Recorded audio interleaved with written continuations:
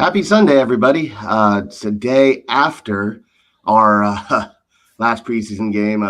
Jordan, I thought we were going to do it right after preseason game, but I didn't realize it was 7 p.m. on a Saturday. So we're doing it the next day. No matter what time it was, we finished with an undefeated preseason. Look at us. Yeah, technically, yes, we did. But yeah, I'll be honest, I only saw the first couple drives yesterday. I saw a bunch of people flipping out and very skeptical about the first team. Again, I can only speak on the first couple drives, and when I mean couple, I mean literally the first two. We'll talk about Tanner Connor for you, Green Machine, in a little bit, probably. But I think some of the reaction is just Dolphins fans getting a little ahead of themselves and freaking out when you didn't need to, as my camera is in mid-season form and starts to go blurry. But what I saw from the first drive is unfortunate penalty, a nice setup for a naked screen, and a corner just got his hands on the ball, and then a covered sack. I didn't even think that's the first sack Tua took was on the offensive line. I think the coverage was there, and Tua just scrambled a little too early.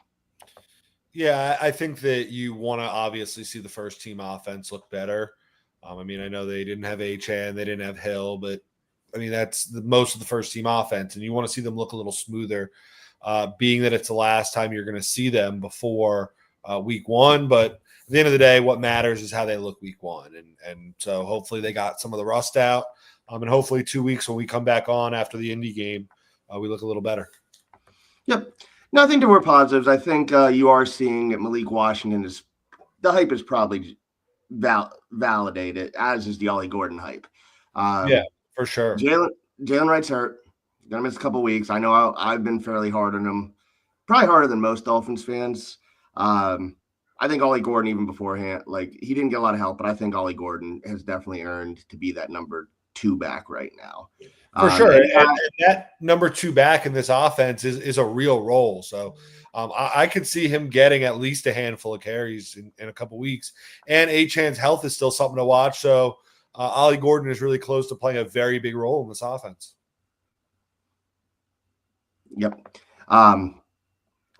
So offense, I think we all pretty much know what we're going to get. We'll go over a couple position battles, which honestly, while we record, could become outdated, especially because we're expecting the cuts at some point today. Like I said, probably while we're recording at some point. Defensively, liked what I saw. I think the big news for most people seems like Marshall has won that slot corner position. Yeah, and if that's the case, you wonder what it means for Mike Hilton, who hasn't played much in the preseason, and what that means for the depth of that position. But I actually kind of like the idea of putting a big corner in that slot position. I think it opens up possibilities, and our defense looked good. You see it's going to be a very pressure scheme defense, and I think that having a big guy in the nickel is good towards that. Yep. No, I agree. I suggested Mike Hilton could be a cut potentially with Marshall winning the job or appearing to have won the job. And I got yelled at. So it's not for sure, but it's not impossible. I don't think it's too far-fetched. Is it still a thing to cut someone and then sign him after week one so the deal's not fully guaranteed? Because I remember that used to be a thing. I'm pretty sure it is. So I could still see that happening. And maybe we keep him because, as a wise person once told me, it is not bad to have depth, but I could see him going a little cheap there. Now, again, this is going to be fairly quick. If there's any updates on cuts while we're on, we will discuss them. Jordan, what I want to kind of do is I have a list of camp battles going into yesterday's game. And also preface, some of these people are injured, so Andrew Meyer, I had to save. He's out. He's hurt. He might go on IR. Not even going to mention Eichenberg because he's on PUP. Ashton Davis is hurt. Sounds like Dante Trader may go on IR too. So some of these names are people I had safe or in a battle, and that has changed due to circumstances. Yeah, Um, those are the same guys, and it's funny because all four of those guys, probably the two safeties would have been safe, but Ike and Meyer were both in battles, and I think it's going to be okay stashing them a little bit and being able to revisit that later on. yep. Okay. So going into last night, the first thing I want to talk about is a backup offensive line.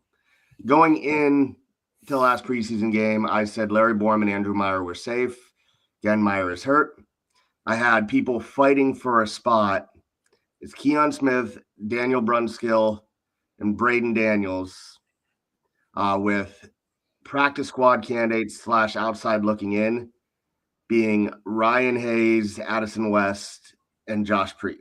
And I kind of wanted to say Preeb was competing for a spot, but honestly, I think it's probably Keon Smith, Brunskill, and Braden Daniels, who came out of nowhere to, I think, earn a spot on the team. Yeah, those are the same three guys that I had as those back end backups. I think both Keon Smith and Braden Daniels give you a little versatility. They could play tackle or guard in a pinch.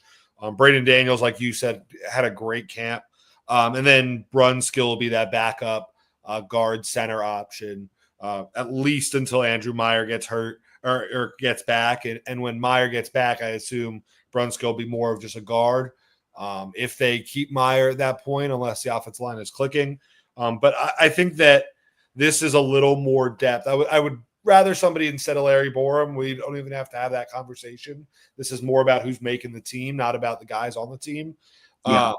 But I think that Keon Smith, Braden Daniels, and Dan Brunskill are probably the deepest set of back end offensive guards we've had on this roster in a little while. I'd agree. And Keon Smith, he's had an up and down preseason. He didn't look good at right guard.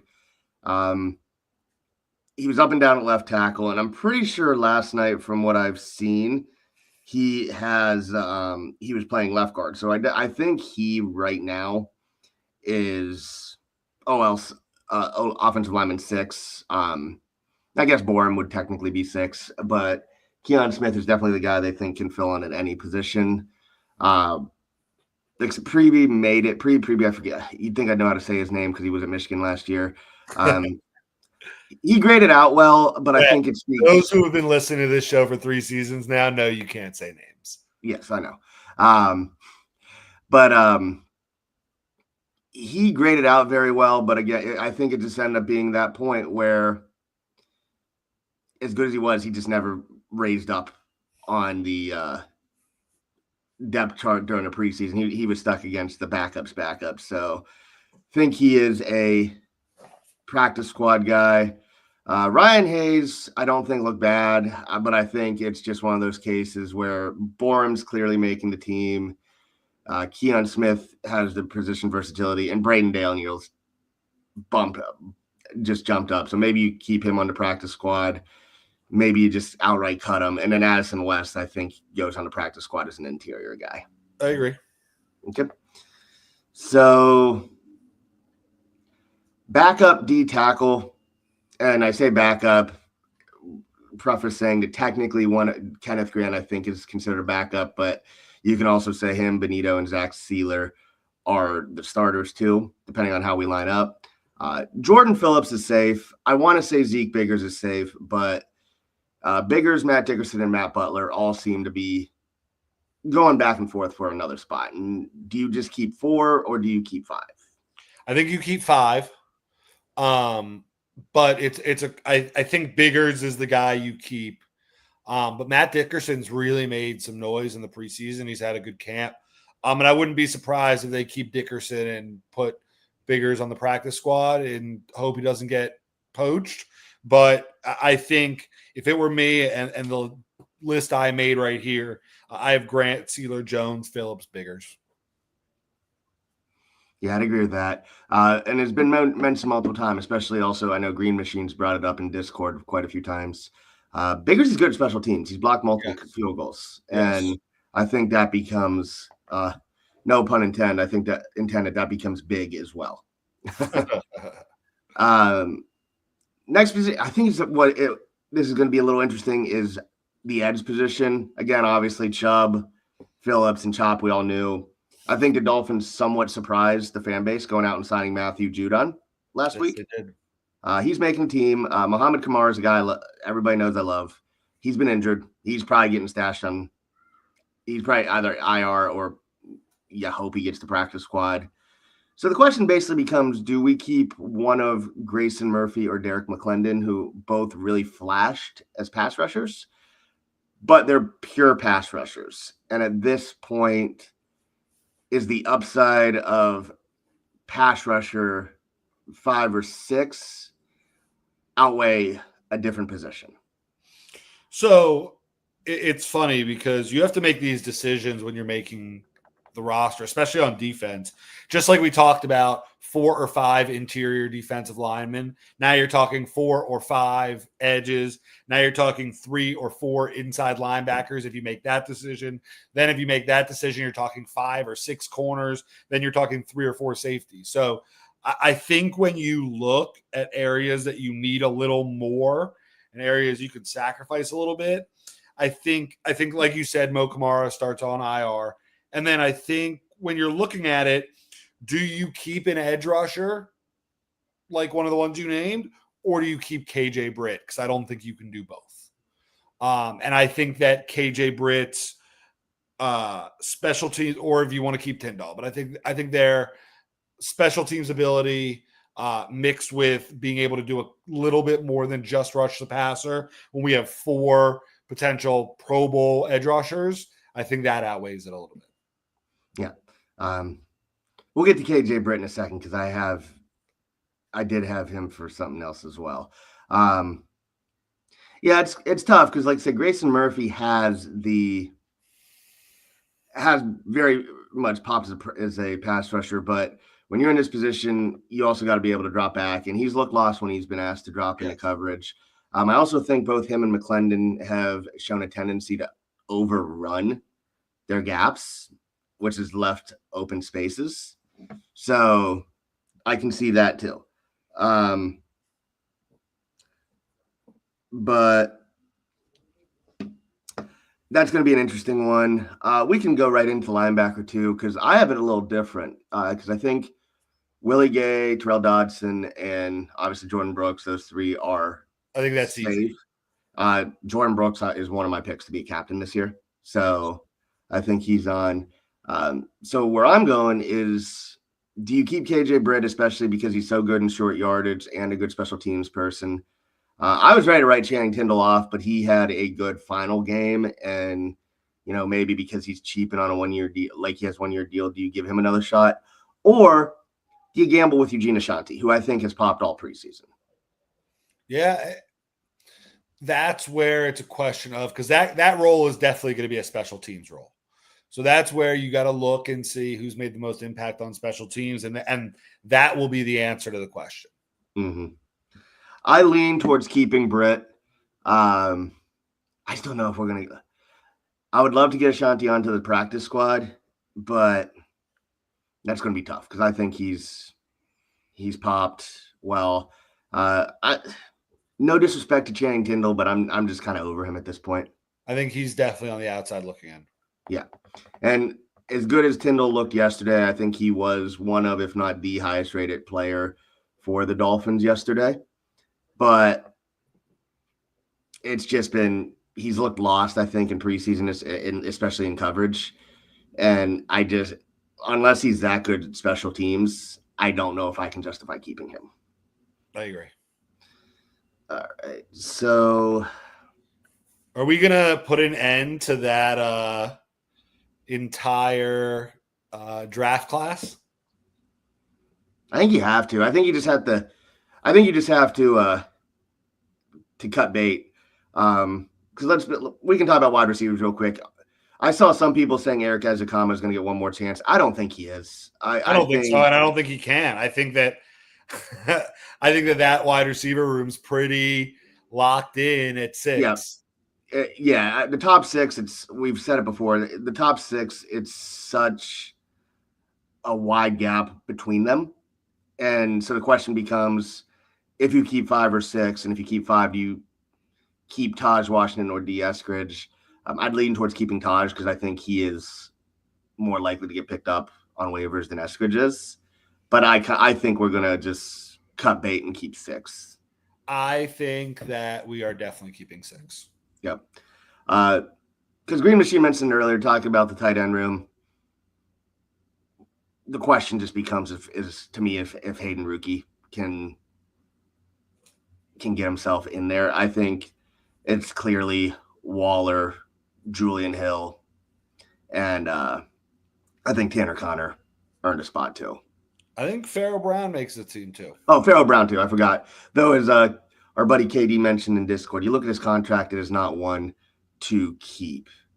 To answer CMD,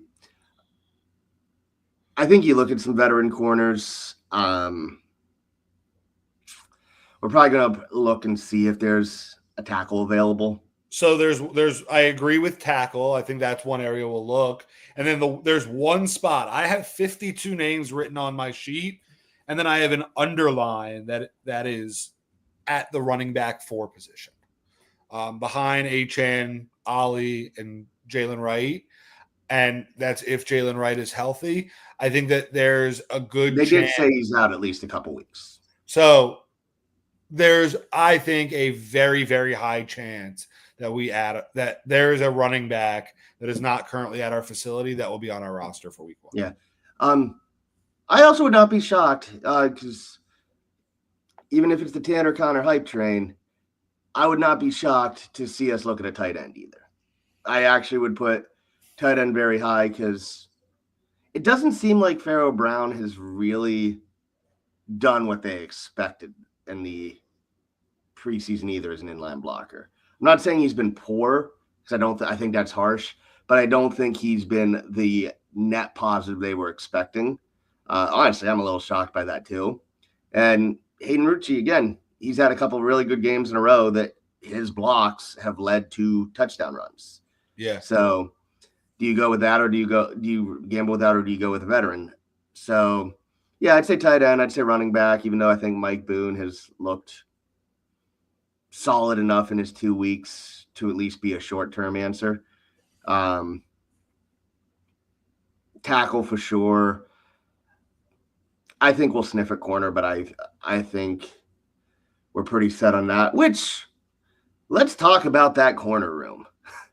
Because this is what I have. I had Safe, Storm Duck, Josh Jones, Jason Marshall, everybody else in competition. Yeah. I think Bonner would have been safe, but he got hurt. So becomes a question. So if we consider Bonner's hurt and Kendall Sheffield's been hurt, he may have cost himself.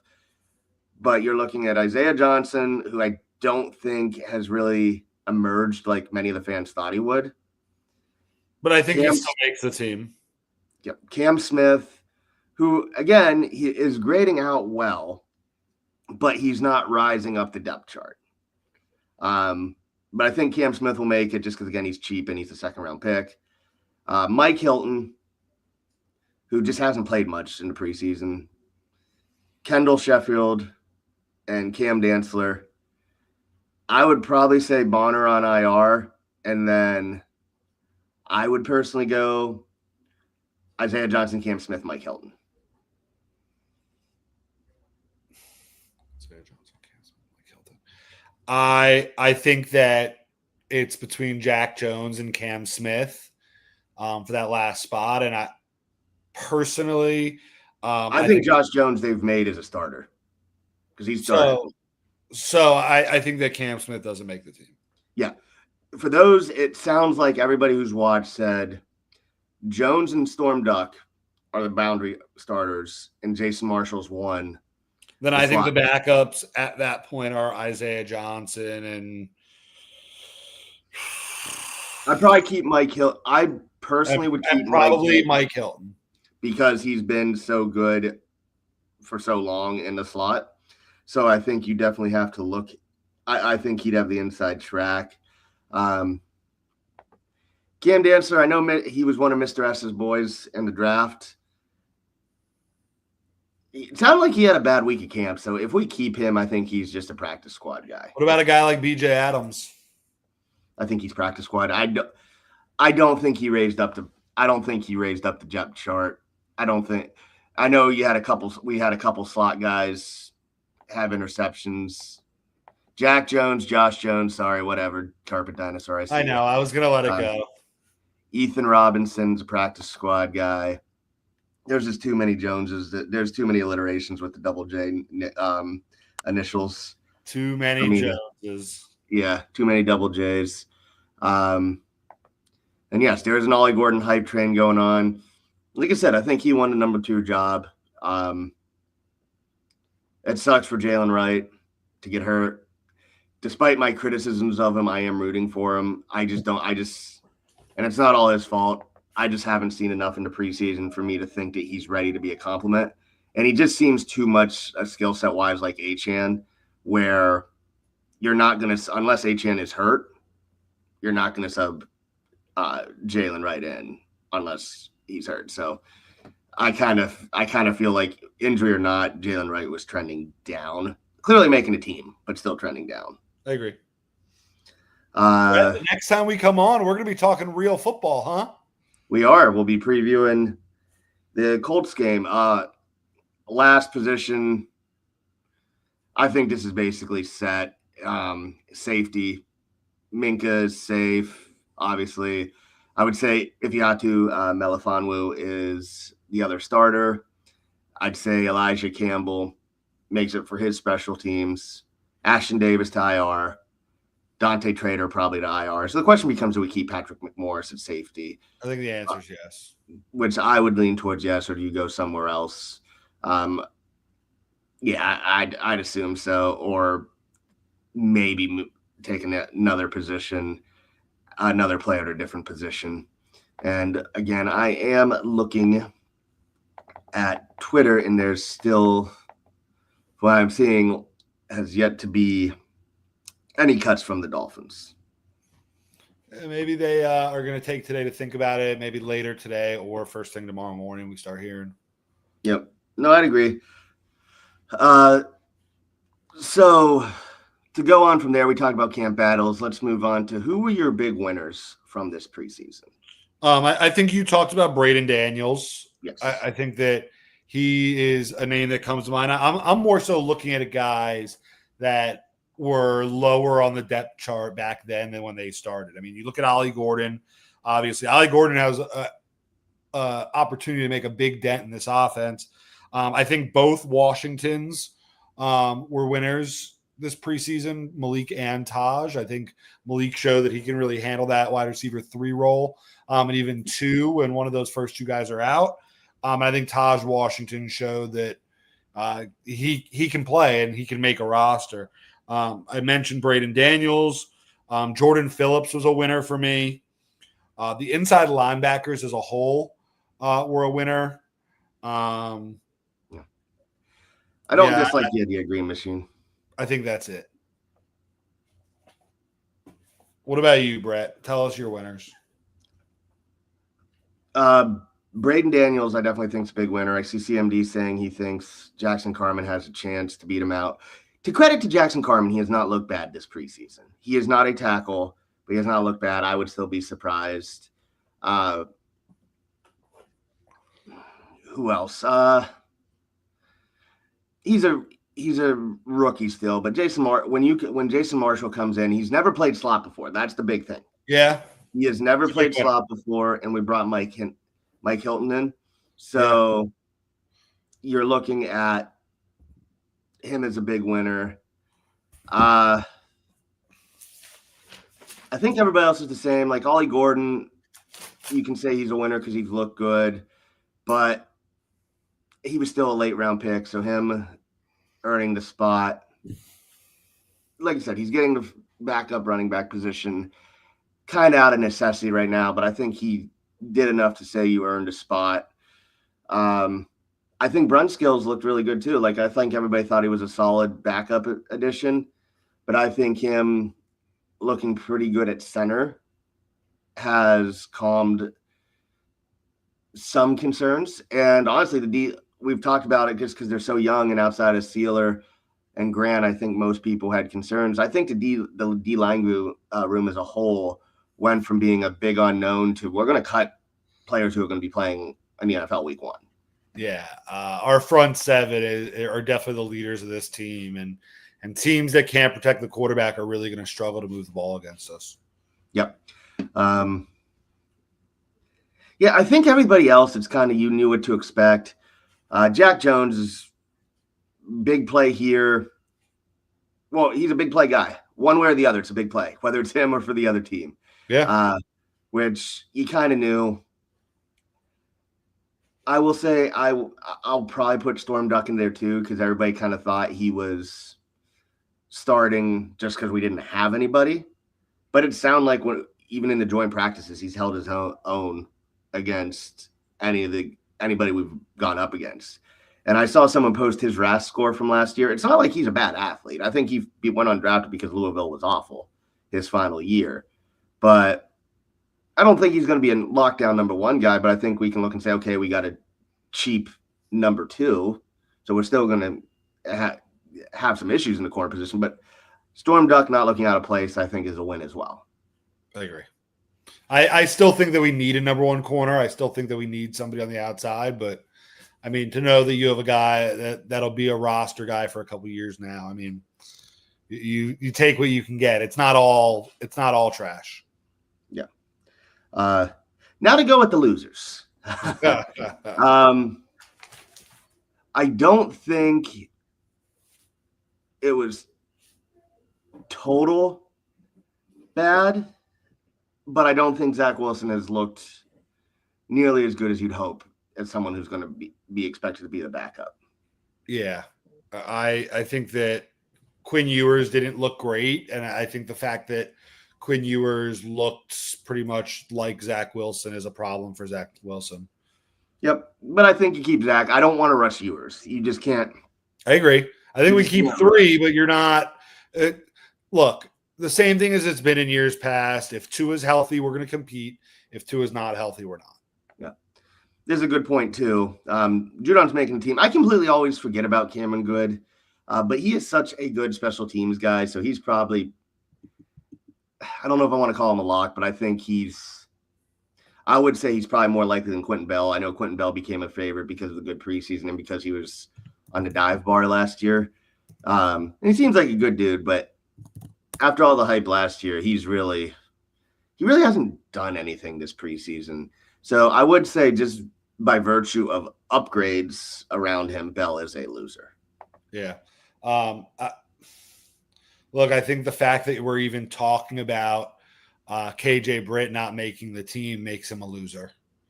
Yeah, and like I said, I don't even know if it's necessarily because of him. You know what he is. He's a solid player, but I also wouldn't be shocked if we cut him just because other people popped. And the other point I'll make is when you have Brooks, when you have Dotson, when you have Willie Gay looking like the Willie Gay of old, do you go with another proven vet, or do you just go try and get by and get cheaper? Look, I think that we're here this season. We're not really saving money at this point. I think you have to roll with the best players. Yep, but that becomes the other question. Do you go based off of what you've seen in preseason, or do you go based off of history? And there is a mixture of both. Because look what we did last year. That's how we ended up with Rob Jones as the lock-in starting left guard. Liam Eichenberg too, technically. But that was also injuries. Or not to pick on Julian Hill, but he was not ready for the position he was put in last year. But we rolled with someone who had a great special team. Right. Well, we're going to know in the next 24 hours, and that's I don't know. I'm glad I'm not the one that has to make that decision. Yep. And I'm still looking, and I'm still not seeing anything come up on the timeline. I would say this too for losers, just thinking about it, because we're talking about how 6 wide receivers have separated themselves from everybody. a name I would also put in the loser position is Armstrong out of Arkansas, who got a lot of hype after we signed him as an undrafted free agent. A lot of people were expecting him to make the team.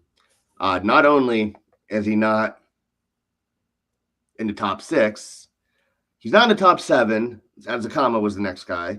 He's not top 8. I'd put Theo Weiss. He's not type 9, where I'd put AJ Henning. So Armstrong is a guy who many were expecting to be the last wide receiver, who I don't even think he's going to be on our practice squad. I think if we keep 2 wide receiver, if we don't try and sneak Eskridge on as the veteran wide receiver or as Akama, I think of the rookies, Weiss and Henning are more likely to go on to the practice squad than Armstrong. Yeah, I agree with that, but I think it's also a testament to how deep our receiver position is right now and how well a lot of those guys have played here in the preseason. I think, and how getting an actual good coach at wide receiver is right. That's part of it. And to CMD's last comment, I think Kamara is a guy you kind of stash on IR for a little while. Yes, and you can, especially because, and I can take that hit too, because I'm someone who's hyped him up since he was a draft prospect. He's been hurt, but even before he got hurt, it doesn't sound like he was. It sounds like he was behind Grayson Murphy. Right. So, from a personal standpoint, you hate to see it, but he's probably going to get a mulligan and be stashed on IR. But yeah, you can absolutely call him a loser because even beforehand, he was not playing at the level that we probably needed him to. Yeah. Right. I don't really know about any other losers. Like I said, go to back Tanner Connor for a second for Green Machine. He's a winner because I said I'm not just keeping him based off of potential, and he actually looked. This is the first time I think he looked like an NFL player. He looked very much improved from last season. Yes. Should have had a couple touchdowns this preseason. But he's looked well. He's looked good enough where if he gets game time, I don't feel bad about it. Nope. Like I said, just to go tight end, we kind of mentioned him earlier. I think Pharaoh Brown, the fact that we're even talking about Pharaoh Brown as a potential cut because of things, you'd consider him a loser too. Yeah. I mean, he's in the same mode or pot as KJ Britt a little bit. And to answer any vet trades, no. I don't think so. I think if we would have, you would have seen us get in on the. And I know Ricky Scoop said we were in on Brian Robinson. That would have made sense, but unless we're trading for a corner, I don't really see it, and I don't really see a guy out there that we're going to trade for. Yeah. Yeah, no. And I know I saw you put Newsome in there earlier. I love Newsome. I do like Newsome. I think the Browns have had some injuries at corner. Sounds like they're just going to roll with it. If we're going to add a veteran corner, you're still looking at Douglas and Asante Samuel Jr., which apparently Bobby and the crew got incorrect info from somewhere because they were saying we were having a visit from Samuels, and then multiple people came out and said we weren't. But if he checks out medically, I'd still bring Samuels in. I agree. But yeah, we're about a little over almost 35 minutes in. I was expecting there to be some cuts while we were on air, so which means as soon as we end this, the cuts are going to start coming in. That's how it goes. But probably be back this week to talk a little college football at some point, and then preview the Dolphins next week. I'm excited for both. We'll talk more about the Colts next week, but we got clarity on who we're facing, so we'll save that for later. Yes, we will. And this college football season, I think, is shaping up to be a very unpredictable one and a very fun one. I agree. And I think it's a lot more open than in years past. And we should get on this week and chop it up a little bit and make some bold predictions. Nope, I agree. But with that, guys, we are going to end this.